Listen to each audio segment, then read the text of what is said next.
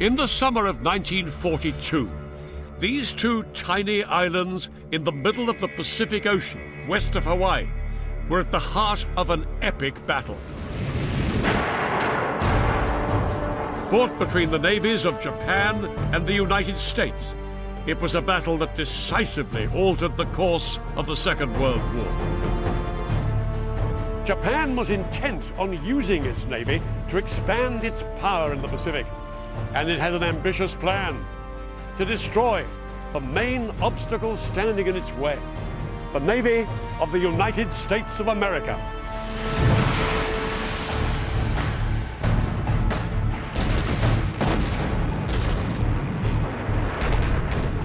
The battle they fought marked the coming of age of a new type of warfare at sea. It was a duel to the death, in which aircraft carriers and their warplanes played the pivotal role. I'll be revealing how victory or defeat hung on the snap decisions of American and Japanese commanders. And I'll be exploring the tactics they used as they unleashed these new weapons of war. The decisions made by the pilots and crews on both sides were also critical. I'll be revealing the terrifying risks they took as they fought and died out there in the vast reaches of the Pacific Ocean. And I'll be experiencing some of the horrific conditions they endured in the heat of battle. This titanic struggle was decided in 5 minutes of unimaginable destruction. 5 minutes that turned the balance of power in the Pacific upside down and transformed the rules of war at sea. It was the Battle of Midway.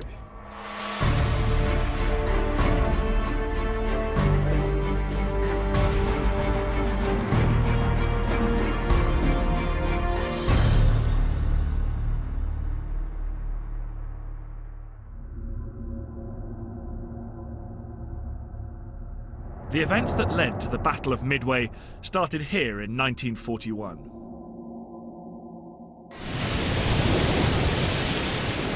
The island of Oahu, part of Hawaii, today America's 50th state and one of the world's most exotic holiday destinations.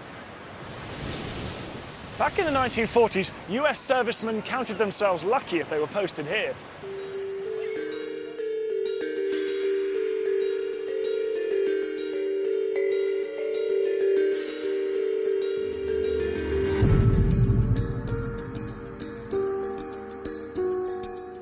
In early December 1941, with only 15 shopping days left till Christmas, the people of Oahu were taking it easy. After all, the United States was at peace, not yet actively involved in the Second World War. But the world as the Americans knew it was about to change beyond all recognition.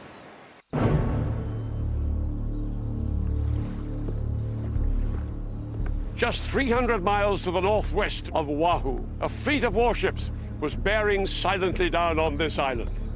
America was about to be propelled into World War II. Heading unseen for the Hawaiian island of Oahu was the combined fleet of the Imperial Japanese Navy. This armada had departed from Japan in absolute secrecy and crossed 4,000 miles of the Pacific Ocean under total radio silence. They did not plan on being detected. This battle fleet was the most powerful naval force ever to put to sea. It had been sent to attack the United States by the hardline military government of Japan. The Japanese were set on building an empire in Asia and the Pacific, and were willing to use force to do it. By late 1941, Japan here was already in control of Korea and was engaged in a long war for control of China. It also set its sights on the European colonies of French Indochina, British Malaya, and the Dutch East Indies, roughly present-day Vietnam, Malaysia, and Indonesia. The Europeans were absorbed in a war against Germany, so the only thing standing between the Japanese and their vision of empire was the United States Navy, and in particular, America's main naval base in the center of the Pacific on the Hawaiian island of Oahu.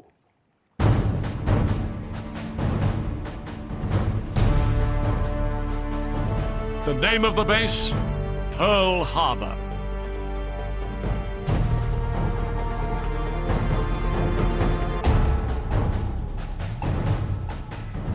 This is Pearl Harbor, one of the finest natural harbors in the world.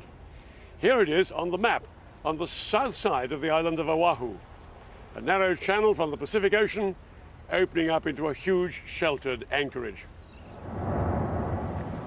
The harbor was the perfect haven for America's Pacific Fleet. By December 1941, it was busier than ever, with nearly 100 ships at anchor, 8 of them battleships moored up on Battleship Row, all of them engaged in the relaxed routines of a peacetime navy. But that peace was beginning to show signs of strain. The Americans were wary of Japanese expansion, and tensions were beginning to mount. In a show of strength, they had transferred more of their warships from the west coast of America out here to Pearl Harbor, to be 2,000 miles closer to Japan. And it was the massing US Pacific Navy that the advancing Japanese strike force was intent on destroying. The approaching Japanese fleet included battleships, cruisers, and destroyers. But at the heart of this armada were 6 enormous aircraft carriers, floating airstrips packed with over 400 fighter, torpedo, and bomber aircraft. The world was about to witness the most spectacular example yet of a new form of warfare at sea.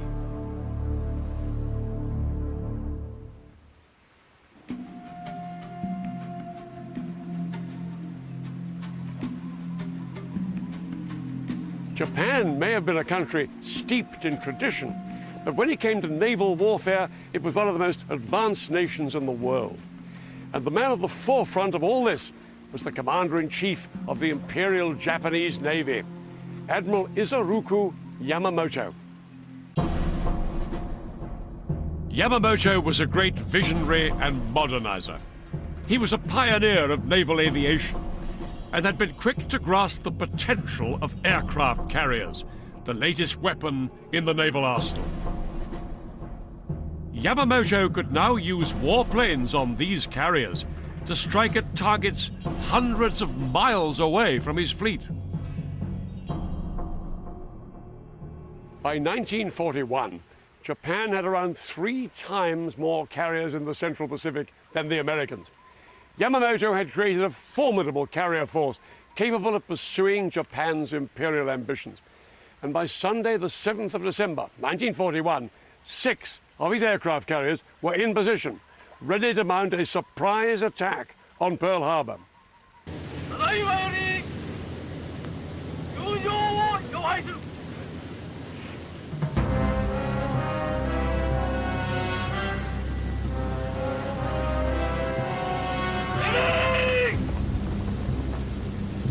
The Japanese were battle-hardened veterans. They'd been fighting to extend their Asian empire for years. The men on the aircraft carriers were at the peak of their skills. Each of these Japanese aircraft carriers were crewed by up to 2,000 highly trained servicemen. Their job was to support squadrons of elite pilots who'd spent years in combat missions flying bomber and fighter aircraft. These naval aviators were among the best in the world. They'd never been defeated, and in the early hours of the 7th of December, they were only 2 hours flying time away from Pearl Harbor. Every significant American installation on the island of Oahu would come under attack. The Japanese strike force would make a landfall on the island's northern tip, Kahuku Point. Here it is on the map case. Yamamoto planned to send in over 350 warplanes from his carriers in 2 waves. The first would veer off west, hugging the ground to achieve maximum surprise. The second wave would swing round from the east. Yamamoto's aircraft would go for the major air bases dotted round the island, to annihilate America's planes on the ground before they could take off. But this was his prime target, Pearl Harbor.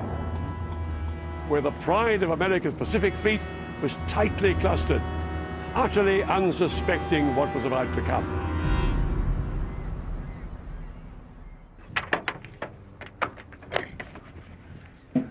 On board the carriers, the pilots put on fresh uniforms and their traditional headbands.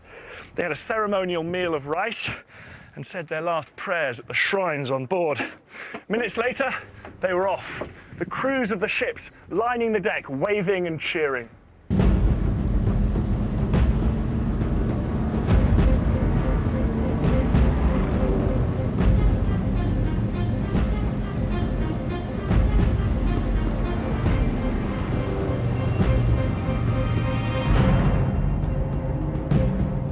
We listened to the radio. The American stations were broadcasting normally, so it seemed they were not aware of anything. And then I knew that it was going to be a sneak attack.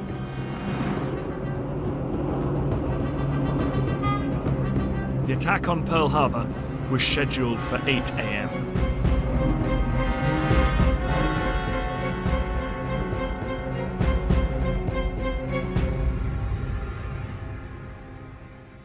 Here at Pearl Harbor that Sunday morning, the main event on many sailors' minds was the flag-raising ceremony.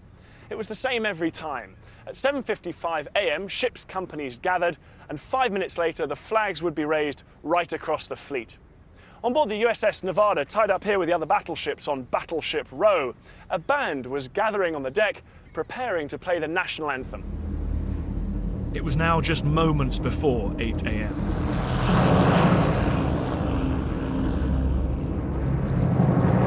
On board the USS Nevada, the bandsmen, still halfway through the national anthem, were horrified to see a Japanese plane release a torpedo at a nearby battleship, then peel off, strafing their ship, splintering the deck and shredding the flag. Under fire themselves, the bandsmen finished the national anthem and then dived for cover.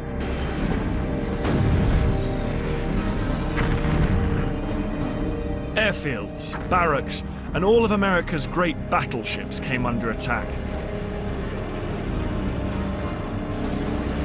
Just after 8 a.m., a bomb smashed into the USS Arizona, igniting the ammunition store.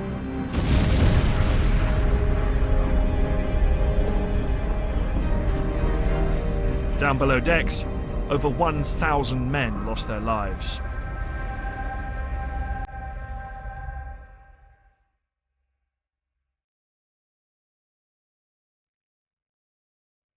The devastation was just unbelievable on those battleships.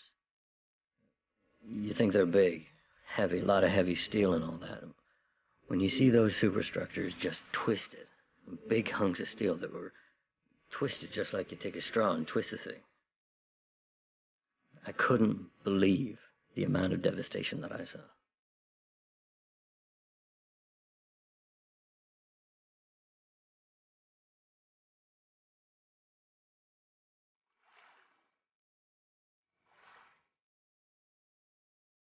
America had lost the best part of its Pacific fleet. The Japanese had sunk 21 ships, like this one, the Utah. All 8 of the big battleships were out of action. Hundreds of planes had been destroyed, and nearly 2,400 servicemen and civilians had been killed. By attacking Pearl Harbor, the Japanese had made a declaration of war without parallel. The next day, the American President, Franklin D. Roosevelt, addressed the nation. Since the unprovoked and dastardly attack by Japan on Sunday, December 7th, 1941, a state of war has existed between the United States and the Japanese Empire. America was down, but not out.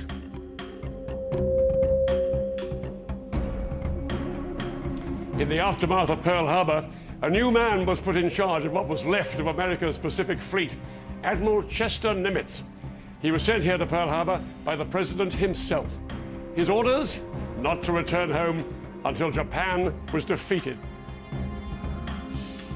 Nimitz was an experienced commander who'd proved his ability to instill confidence in his men. But he had an enormous task. Morale had plummeted, hundreds of planes had been obliterated, and all the battleships of the Pacific Fleet were out of action. But Nimitz held one ace card.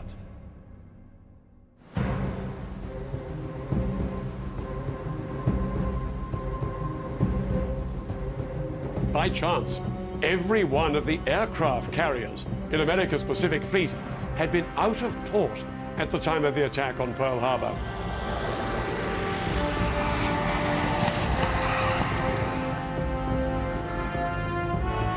They were now all that survived of the main striking force America had in the Pacific. These carriers and their aircraft would now take on the Japanese.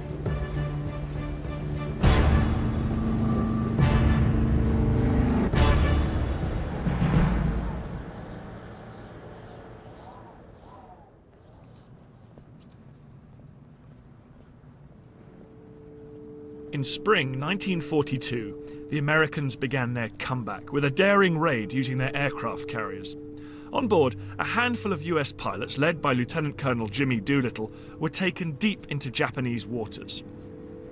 This Doolittle raid involved 16 of these bulky B-25 bombers. They weighed more than 12 tons each. They really weren't designed to take off from aircraft carriers.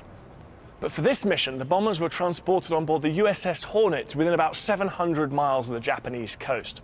Then at 8 a.m. on April the 18th, carrying as little weight as they could, they moved off along the runway, just managed to take off and headed towards the Japanese capital.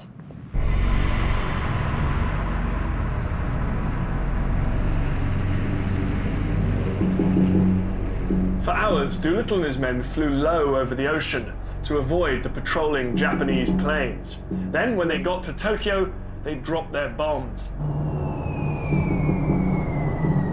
America and her aircraft carriers were beginning to fight back.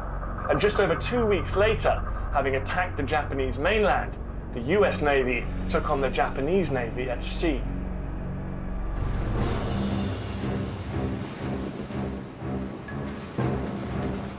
On May the 7th, the American aircraft carriers made their presence felt again when they engaged with Japanese carriers in the Coral Sea, just northeast of Australia. The battle saw the first ever attacks by carrier-based planes on their opponents' carriers, and both sides were hit hard.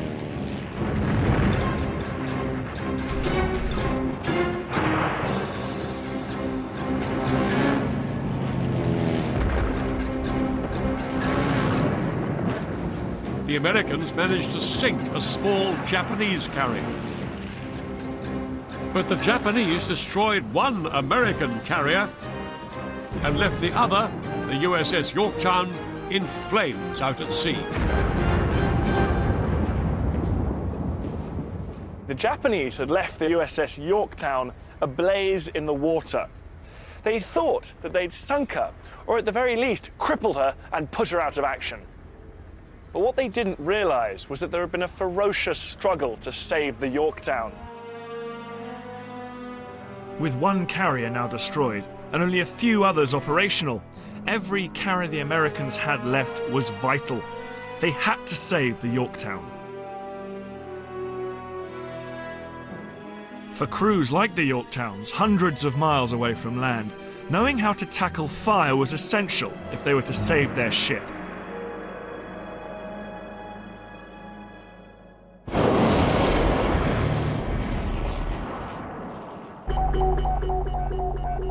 I went to a naval training centre to experience for myself some of the challenges faced by the Yorktown's crew as they struggled to extinguish the flames. You like to put your hat on? Yep. And we'll go up onto the unit.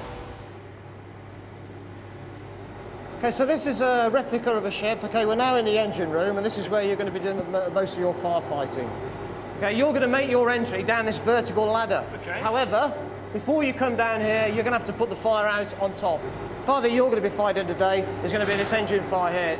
ships is all like warped and melted and cracked from the heat. That's not making me feel too confident about it. No, I mean, it shows just how hot this fire is going to get. And you're going to be the first one down here, and you're going to be providing the protection for the rest of the team. It's important that you get it right, because the rest of the team are relying on you to get into position to protect them from the rest of the fire as they make their way down there. So it's a real team job. It is definitely a team job.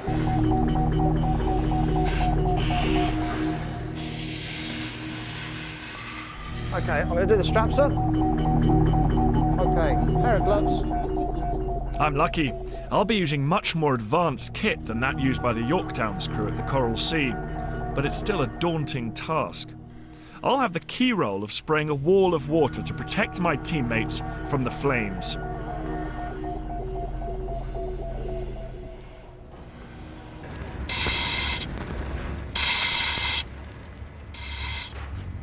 We'd all been briefed in advance, so I knew to take up my position next to the door. But I still didn't really know what I was in for. Wow, that's hot! Those flames are enormous!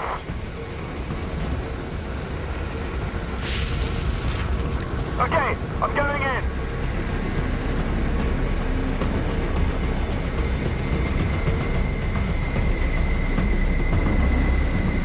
We put out the first fire with the foam. I'm now going to be the first one down into the engine room itself.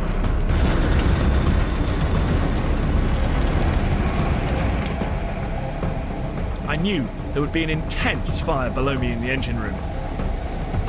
With the metal walls heating up all around us, we'd literally be descending into an oven.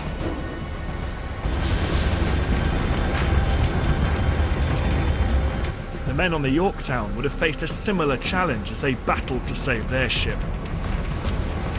I'm just going down this ladder. I'm trying to take it slowly because this is very, very slippery, because we've thrown so much water and foam down here. It's incredibly hot. I'm at the bottom of the ladder now. I've just got to set the hose up like this, in a wall, a shield of water. Pressure on this hose is huge. You can just see these explosions, these fireballs are coming. Oh, I can almost reach out and touch them. But this shield of water that I'm putting up, this wall of water, is so effective that the fireballs aren't actually getting through it, but it's pretty intimidating being this close to fire. The thought of doing this for real on a carrier like the Yorktown, loaded with aviation fuel and ammunition, was terrifying. I can really understand what I'm doing here now, and the rest of the team can go try and get to the base to fire and put it out. Hydrant on fire! Shut all hydrants!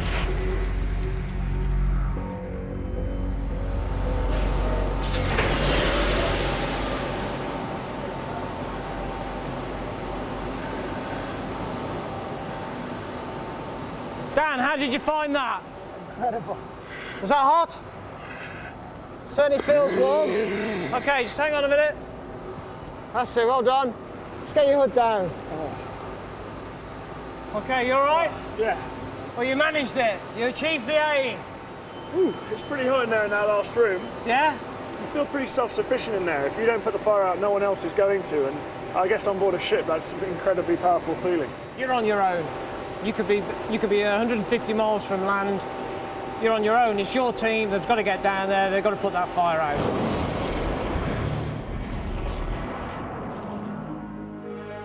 Things were no different in the Battle of the Coral Sea back in 1942. Although she had been severely damaged, the desperate work of the crew had saved the Yorktown. In the coming weeks, this would prove to be a crucial victory. The Yorktown would return to haunt the Japanese. But in the meantime, she began a long, slow journey back to Pearl Harbor for repairs.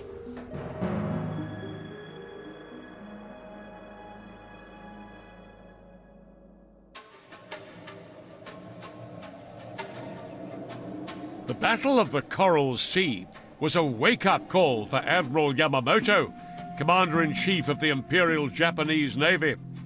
America's remaining carriers stood between him and mastery of the Pacific. It was time for drastic action. America's carriers had to be destroyed. they had eluded Yamamoto at Pearl Harbor, he would not let them escape again. He decided to lay a trap. He would target something so valuable to the Americans that they would send out their carriers to protect it. And the bait for his trap would be Midway. Midway is in fact two tiny islands west of Hawaii, halfway between America and Japan. It was one of the few American air bases left in the Pacific. Yamamoto's plan was complex, and it involved the greatest naval fleet the world had ever seen. The main part of the fleet was divided into three groups. Yamamoto himself would be in a group centered around three big gun battleships. To the south, another group of ships carrying thousands of soldiers who would land on Midway and take control. But here was the spearhead of the attack. A group of 4 aircraft carriers and their escort ships, the Carrier Strike Force. The 248 aircraft of these carriers were given 2 critical tasks. First, they would bomb the defenses on Midway ahead of the planned landing. Then, they would stage a huge airstrike on the American carriers when they came to Midway's rescue. Leading the Carrier Strike Force would be Vice Admiral Chuchi Nagumo on his flagship the Akagi, the carrier from which he had commanded the attack on Pearl Harbor. Nagumo was a highly professional naval officer with over 30 years' service. The Japanese High Command was confident that Nagumo would once more lead the Imperial Japanese Navy to victory. But his carefully laid plans underestimated Admiral Nimitz, the American commander.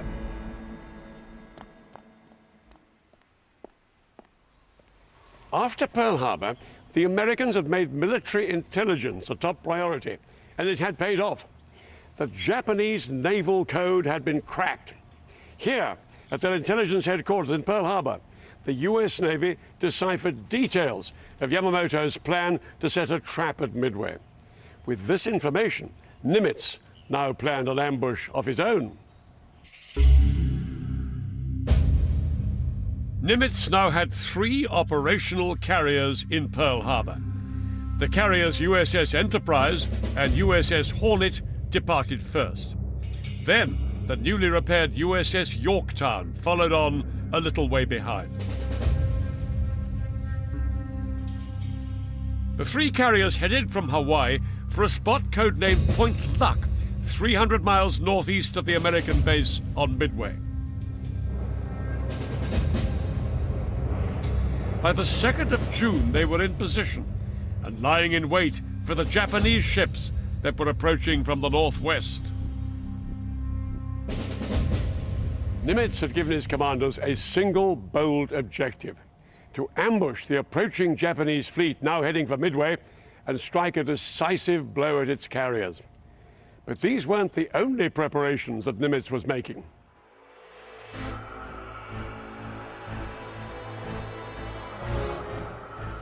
Out in the middle of the Pacific, the US base at Midway was buzzing with activity. Preparations were underway.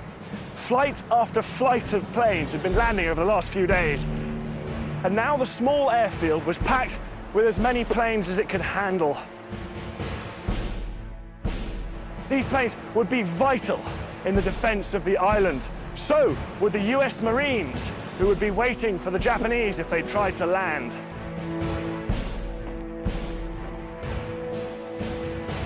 By June the 3rd, the pilots were waiting by their planes, the Marines in their bunkers.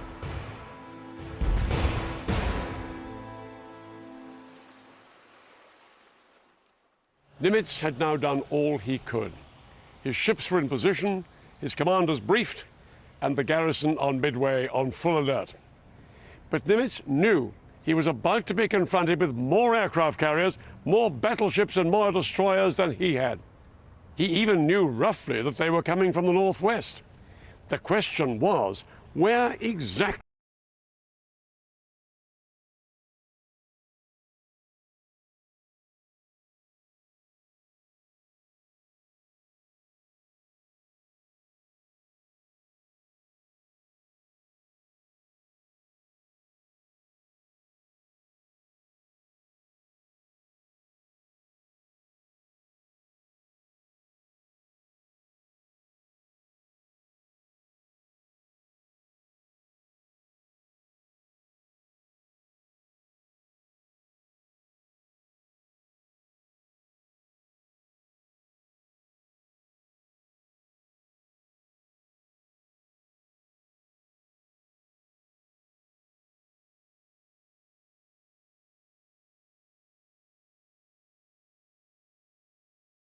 Pacific Ocean covers a quarter of the Earth's surface.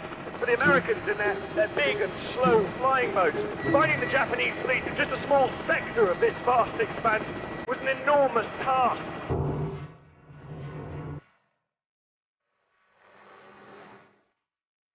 In fact, the 4 Japanese carriers had got within range of Midway without being spotted, and they had already launched their strike force.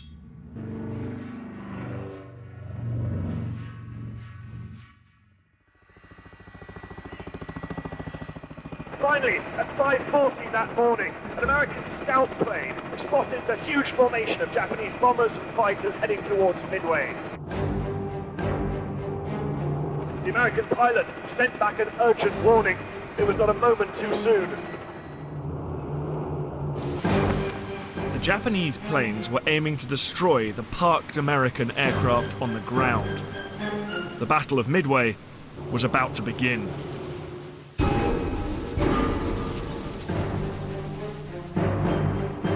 Within minutes, nearly every one of the American planes on Midway was taking off. The Americans were desperate not to be caught on the ground, as they had been at Pearl Harbor.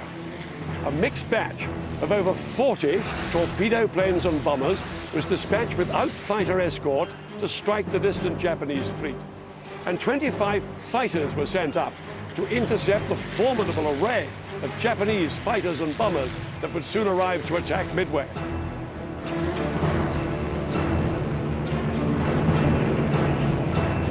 The American fighter pilots were in for a rough ride. Many of them had only just finished flight school and didn't have that many hours of flying under their belts. To make matters worse, even the best American fighter aircraft, this one, the Wildcat, was totally outmaneuvered by the Japanese fighter, the Zero.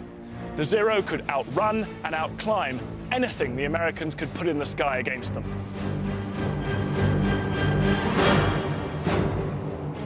These Zeros were going to be a real threat to the 25 American fighters sent to intercept them. Suddenly, Wildcats appeared and dashed through our formation. Our Zero fighters saw this, and in a 5-minute dogfight, all the Wildcats were chased away.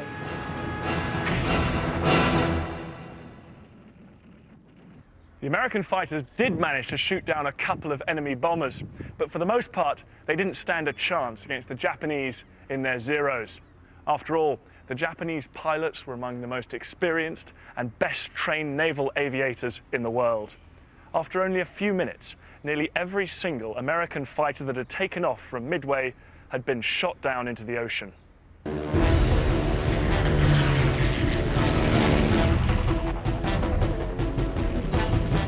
At 6:34 a.m., the Japanese arrived over Midway and began attacking the airfield.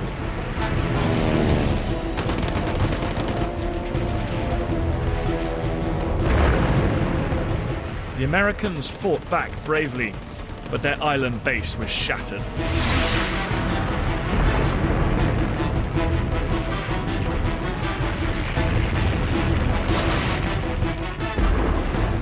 But despite the destruction they'd inflicted, the Japanese realized that their real targets were missing. The American bombers weren't there.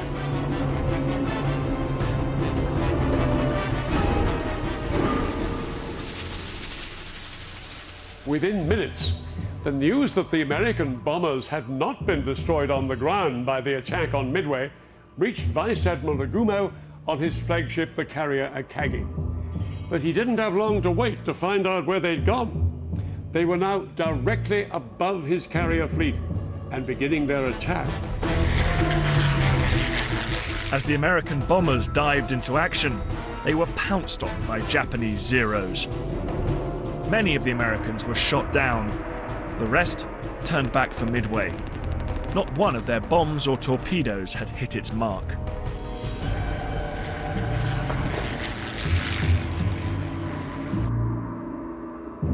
Nagumo's fleet had escaped this time, but he knew the surviving American bombers were still a threat.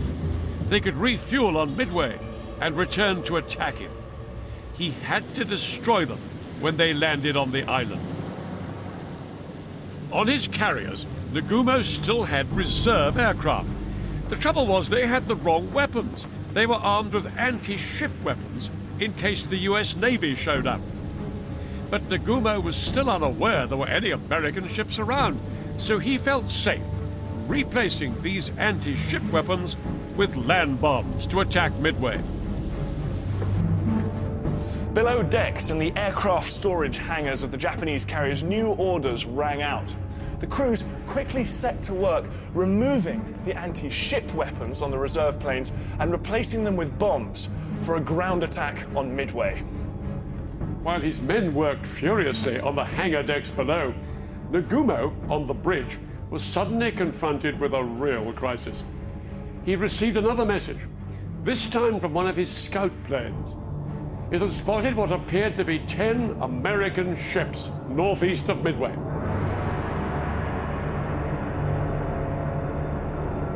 The news came as a stunning shock. Nagumo had been sure there would be no American ships in the area. It was now blindingly obvious that things were not going as the Japanese had planned. Nagumo immediately suspended the planned second strike on Midway. He now had to deal with the threat from the American ships. He ordered his men to reattach the anti-ship weapons onto the reserve planes.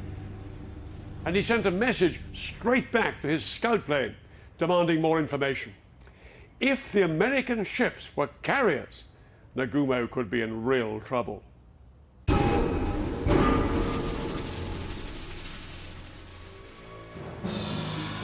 The American ships were, of course, carriers, and earlier that morning they had found the Japanese fleet. On board the American ships, preparations were gathering pace. The carriers Hornet and Enterprise were readying to launch their aircraft.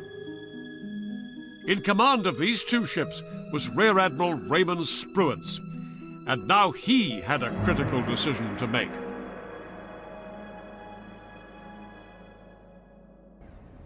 Spruance's carriers were located about 200 miles away from Midway, here on the map case.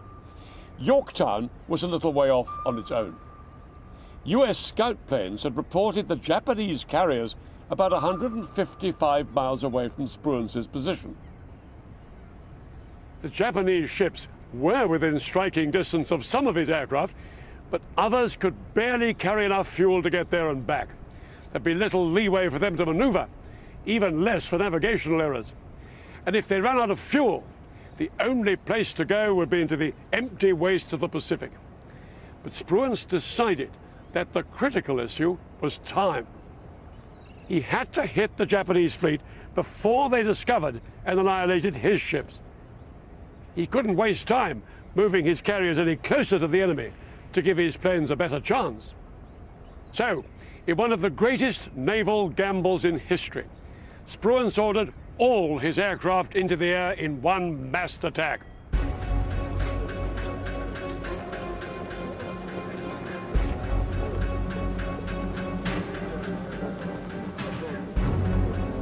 On board the American carriers, pilots made their final preparations. Many were nervous, especially on the Hornet. The Hornet's torpedo squadron had never gone into battle.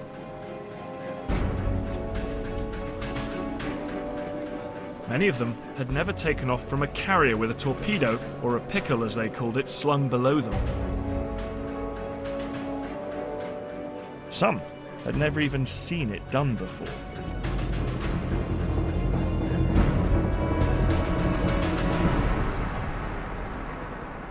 As they walked out towards their planes, the pilots must have had the words of their squadron leader still ringing in their ears. He had told them, "I want each one of us to do his utmost to destroy our enemies. If there's only one plane left to make the final run-in, I want that man to go in and get a hit. May God be with us all. Good luck, happy landings, and give 'em hell." After completing an inspection of the aircraft and its bomb, I climbed into the cockpit, and as I sat there waiting for the signal to start engines, I suddenly got the same feeling of apprehension and butterflies in the stomach that I got before the start of competition in high school.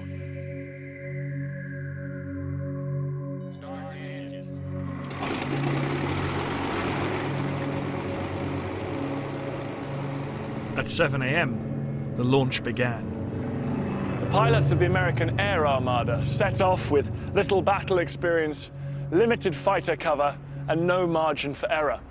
They were setting out across a vast stretch of ocean in small groups towards a deadly and experienced enemy.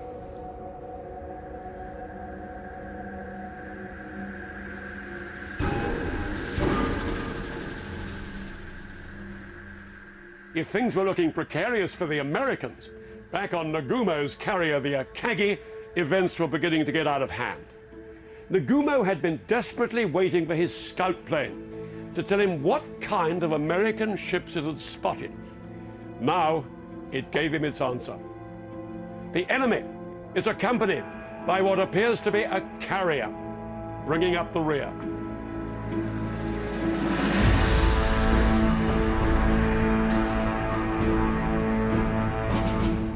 It was a staggering blow to Nagumo. He'd never expected an American carrier to be in the area so soon. Its presence now jeopardized his entire operation. Nagumo knew he had no option. He had to launch a strike at the American carrier. But this realization couldn't have come at a worse time. These are the Japanese carriers here.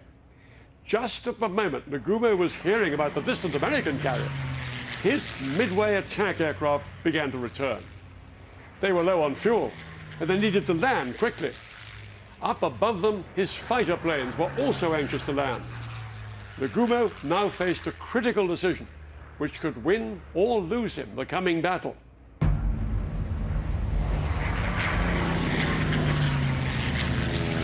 He still had his reserve planes sitting on his carriers, but not all of them were loaded with the anti-ship weapons he now needed to attack the American fleet. He could choose to launch an immediate limited strike with the few reserve planes that were ready before his Midway attack aircraft landed. Alternatively, he could delay launching, land the circling Midway attack force, and then launch all his reserve planes, which by then would be fully armed with anti-ship weapons. It'd be a big risk. It would take an hour or so, but at the end of it, he'd be able to launch one huge attack, sure to destroy the American fleet. And that is what he decided to do. He would land his Midway attack force and wait until all his reserve planes were rearmed so that he could deliver the killer blow.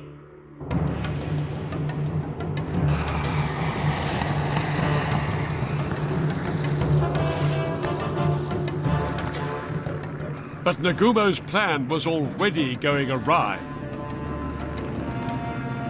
Nagumo had based his decision to postpone launching his planes until they were all ready on information he'd received from his scout plane. His own fleet was here. The report from the scout plane put the American ships here.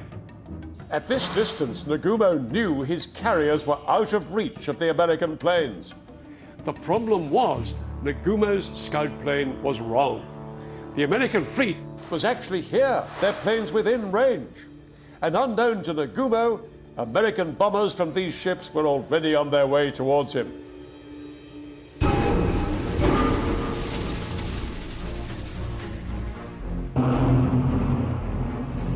At 9:20 a.m., the Japanese carriers were spotted by the inexperienced aircrew in the American torpedo bombers.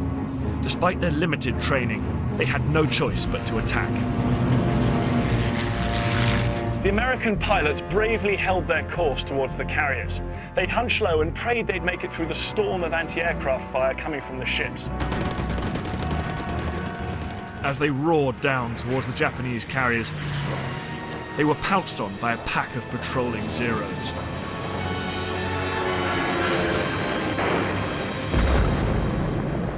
The lumbering American planes were no match for the agile Zeros. 35 of the 41 torpedo bombers were shot down above the Japanese fleet, most of them without even releasing their torpedoes. Those that did, missed. The attack had been a disaster. They'd failed to score a single hit.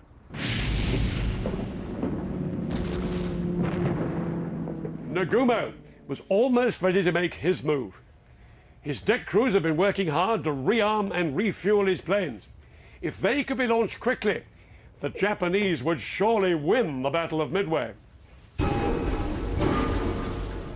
At 10:21 a.m., Nagumo and his men were still not quite ready to launch their planes.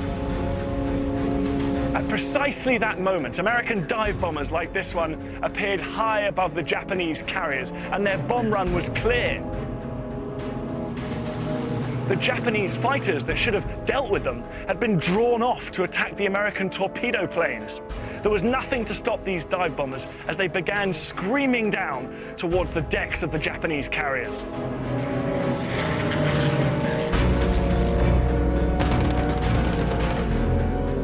A lookout screamed, "Hell divers!" I looked up to see 3 black enemy planes plummeting toward our ship. Some of our machine guns managed to fire a few frantic bursts at them, but it was too late. There was no stopping the Americans now. 4 bombs ripped into the carrier Kaga. And another struck Nagumo's flagship, the Akagi. But even as the dive bombers were attacking the Kaga and Akagi, another group of American planes, these from the Yorktown, arrived from a quite different direction. The Japanese fighters, already overstretched by the first attacks, didn't know which way to turn. Within moments, these fresh American bombers dived on a 3rd Japanese carrier, the Soryu. They slammed 3 bombs into her. Relatively few bombs had been dropped by the Americans, but their impact was devastating. 3 of Japan's great carriers were destroyed. On board the 3 Japanese carriers, there was chaos. Aircraft, fuel tanks, and ammunition exploded, sending fireballs and huge chunks of metal flying through the air. All 3 carriers were turned into flaming wrecks. Many of their crews suffocating in the smoke, trapped below decks that glowed red hot. A gush of hot air washed over me. We were hit hard. As fire spread, heaps of bombs began to explode with shattering blasts. I could see, not far off, the Akagi and the Soryu. They too were aflame. It was a terrible scene.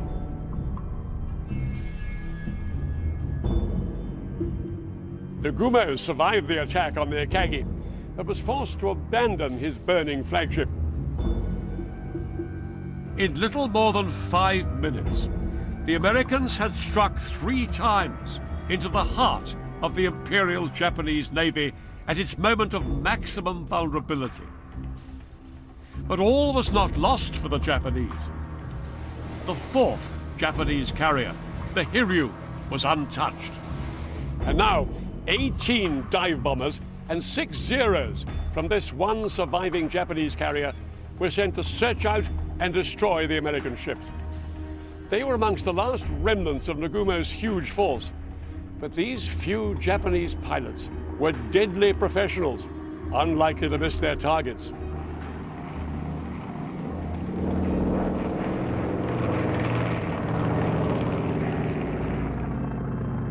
Intent on revenge, the pilots from the Hiryu soon spotted what they were looking for.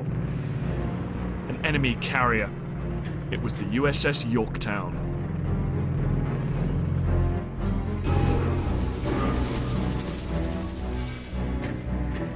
The crew of the Yorktown were horrified to see the Japanese bombers approaching. They'd been hit by the Japanese before at the Battle of the Coral Sea, but this time they were prepared. The experience of the Coral Sea had taught them vital lessons in damage control, which they immediately put into action.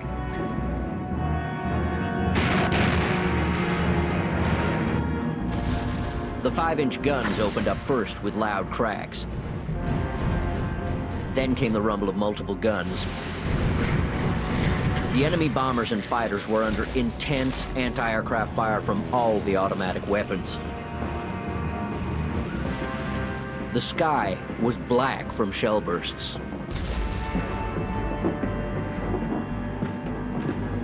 Red tracers laced the sky. Japanese planes were falling, trailing fire, and exploding as they hit the water.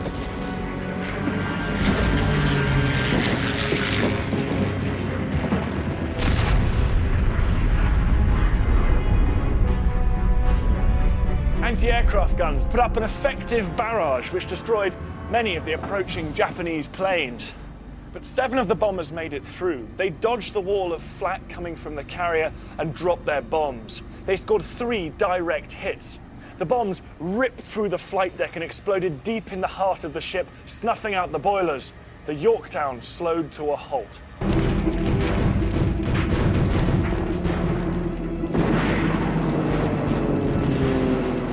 It seemed like it was all over for the Yorktown.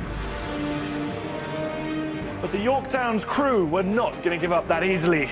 Deep below decks, the engineers struggled to get the ship going again. But the boilers were wrecked. Thick black smoke poured into the intense heat of the engine room, choking the men.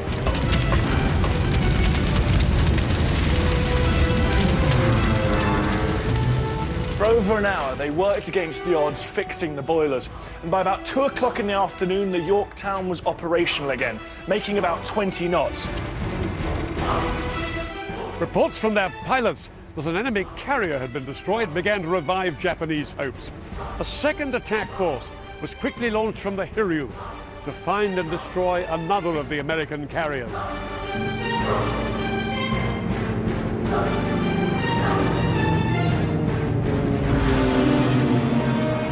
At 2:40, the Hiryu's second strike force arrived and launched another devastating attack on the Yorktown.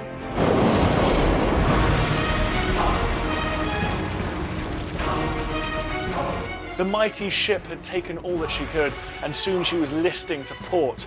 Her crew had to abandon ship.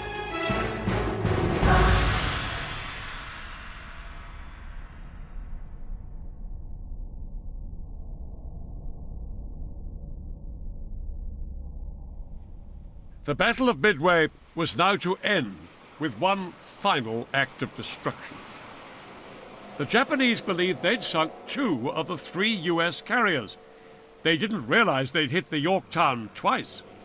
They now thought that they were fighting on equal terms with the Americans, with just 1 surviving carrier each.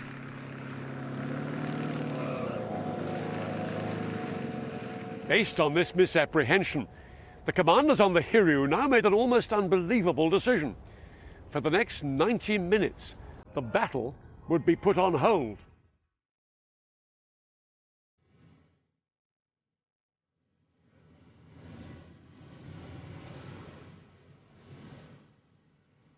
The surviving Japanese pilots on the Hiryu had been up since before dawn, and they were exhausted by the day's constant flight operations. They were barely able to function.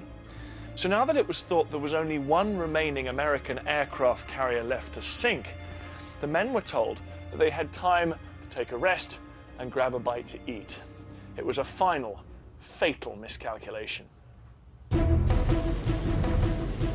Things were not nearly so relaxed aboard the 2 American carriers. The American commander, Admiral Spruance, knew that he had to find the 1 remaining Japanese carrier and strike it before its aircraft could strike back at his ships. And then in mid-afternoon, Spruance got his chance. One of his scout planes had located the Hiryu. At 3:30, Spruance launched his dive bombers to finish the job and avenge the Yorktown. 90 minutes later, the dive bombers appeared high above the wooden flight decks of the Hiryu and began their high-speed dives heading towards the middle. In quick succession, 4 bombs smashed into the Hiryu. They penetrated the flight deck and turned the bridge into an inferno. The last remaining Japanese carrier was on fire.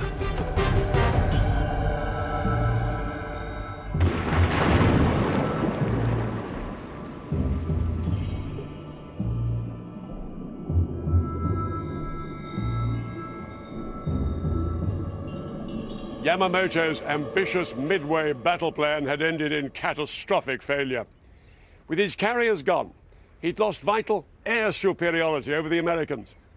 He still had his big gun battleships, but they were little more than white elephants in this new era where aircraft reigned supreme. Yamamoto ordered his ships back to Japan. Just over a dozen American bombs had destroyed the cream of the Imperial Japanese fleet and altered the course of the war in the Pacific.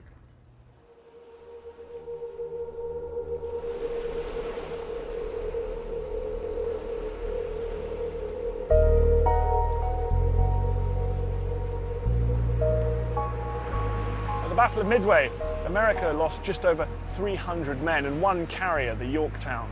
Japanese losses were far more severe. Around 250 planes had been destroyed, 4 carriers had been sunk, and 3,000 men had been killed.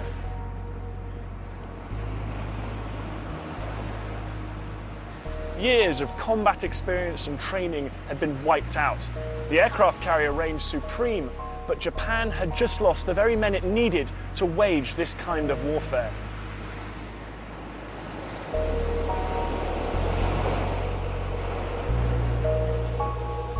Japan's naval power never recovered from its defeat at Midway on June the 4th, 1942. America built a whole new fleet of aircraft carriers, but it took 3 more years of bloodshed before the Japanese surrendered here on the USS Missouri, now moored in Pearl Harbor, where the war had all begun.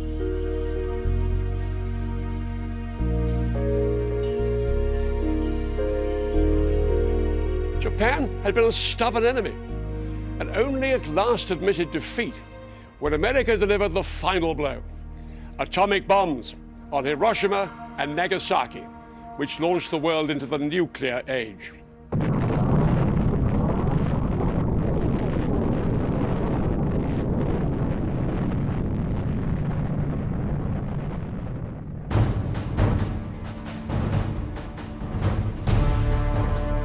Next time, the Battle of Stalingrad. Over 60 years ago, a battle was fought in this Russian city that would be the turning point of the Second World War. It was one of the hardest fought battles of all time. I'll be revealing what it was like for the German and Soviet soldiers who fought street by street and building by building. And I'll be explaining how the leaders' tactics drove their own armies to the brink of destruction.